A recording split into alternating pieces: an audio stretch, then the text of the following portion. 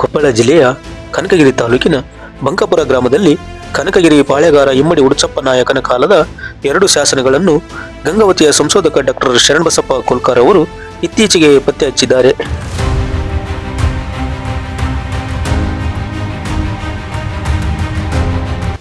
ಬಂಕಾಪುರ ಗ್ರಾಮದ ಉತ್ತರ ದಿಕ್ಕಿಗೆ 1 ಶಾಸನ ಮತ್ತು ಆಗ್ನೇಯ ದಿಕ್ಕಿಗೆ 2 ಕಿಲೋಮೀಟರ್ ಅಂತರದ ದೂರದಲ್ಲಿ ಪ್ರಾಕೃತಿಕವಾಗಿ ಹುಟ್ಟು ಬಂಡೆಯ ಮೇಲೆ ಬರೆದ ಮತ್ತೊಂದು ಶಾಸನಗಳಿವೆ. ಮೊದಲ ಶಾಸನ 24 ಸಾಲುಗಳ ಬರವಣಿಗೆ ಇದ್ದು, ಎರಡನೇ ಶಾಸನ 6 ಸಾಲುಗಳಲ್ಲಿ ಬರವಣಿಗೆ ಇರುತ್ತದೆ. ಇದು 17ನೇ ಶತಮಾನದ ಕನ್ನಡ ಲಿಪಿ ಮತ್ತು ಭಾಷೆಯಲ್ಲಿವೆ. ಮೊದಲ ಶಾಸನ ಚಾರಿತ್ರಿಕವಾಗಿ ಮಹತ್ವದ್ದಾಗಿದ್ದು, ಕನಕಗಿರಿಯ ಅರಸರ ಇತಿಹಾಸದ ಮೇಲೆ ಹೊಸ ಬೆಳಕು ಚೆಲ್ಲುತ್ತದೆ.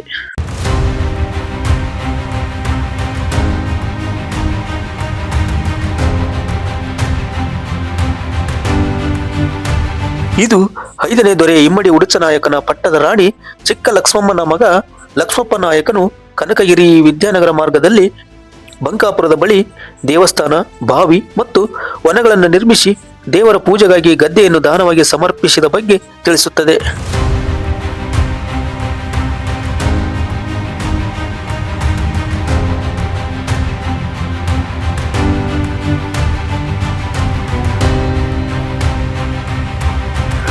ಪ್ರಾಸಂಗಿಕವಾಗಿ ಶಾಸನದಲ್ಲಿ ಇಮ್ಮಡಿ ಉಡುಚನಾಯಕನ ತಂದೆ ಕನಕಯ್ಯ ನಾಯಕ, ತಾತ ಕೆಲವಡಿ ಉಡುಚನಾಯಕ ಎಂದು ತಿಳಿಸಿರುವುದರಿಂದ ಈ ಇಬ್ಬರು ಅರಸರ ಬಗ್ಗೆ ಮೊಟ್ಟಮೊದಲ ಶಾಸನ ಉಲ್ಲೇಖ ದೊರೆತಂತಾಗಿದೆ.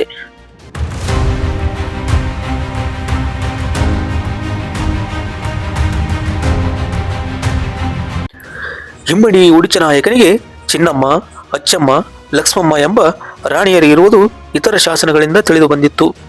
ಆದರೆ ಈ ಶಾಸನ ಲಕ್ಷ್ಮಮ್ಮನ್ನು ಪಟ್ಟದ ರಾಣಿ ಎಂದು, ಆಕೆಗೆ ಲಕ್ಷ್ಮಪ್ಪ ನಾಯಕ ಎಂಬ ಮಗ ಇದ್ದ ಎಂಬುದು ಹೊಸ ಸಂಗತಿಯನ್ನು ತಿಳಿಸುತ್ತದೆ.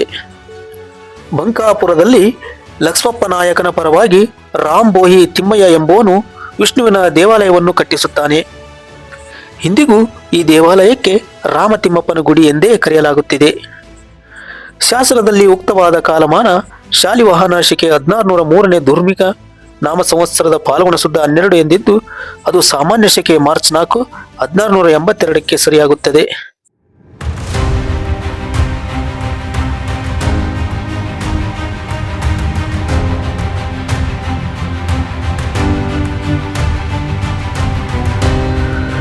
ಶಾಸನದ ಗುಂಡಿನ ಹಿಂಬದಿಯಲ್ಲಿ ಎಲ್ಲಾ ಶಾಸನಗಳಿಗಿರುವಂತೆ ಶಾಪಾಶಯದ ಶ್ಲೋಕವಿದ್ದು, ದಾನ ಅಪಹರಿಸಿದ ಹಿಂದೂಗಳು ವಾರಣಾಸಿಯಲ್ಲಿ ಗೋವು ಕೊಂದ ಪಾಪಕ್ಕೆ ಹೋಗುವರು ಎಂದಿದೆ. ಜೊತೆಗೆ ಮುಸಲ್ಮಾನರು ತಮ್ಮ ಮಸೀದಿಯಲ್ಲಿ ಹಂದಿ ಕೊಂದ ಪಾಪಕ್ಕೆ ಹೋಗುವರು ಎಂದಿರುವುದು ಅಪರೂಪವಾಗಿದೆ.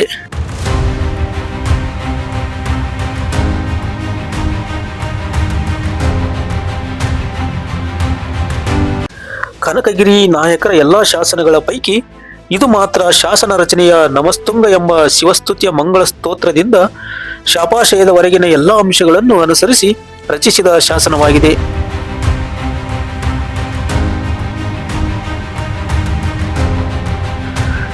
ಎರಡನೇ ಶಾಸನ ಇಮ್ಮಡಿ ಉಡುಚನಾಯಕ ಬಂಕಾಪುರದ ಗೌಡ ಶಾನ್ಭೋಗರಿಗೆ ಮನೆ, ಗದ್ದೆ ನೀಡಿದ ಬಗ್ಗೆ ತಿಳಿಸುತ್ತದೆ.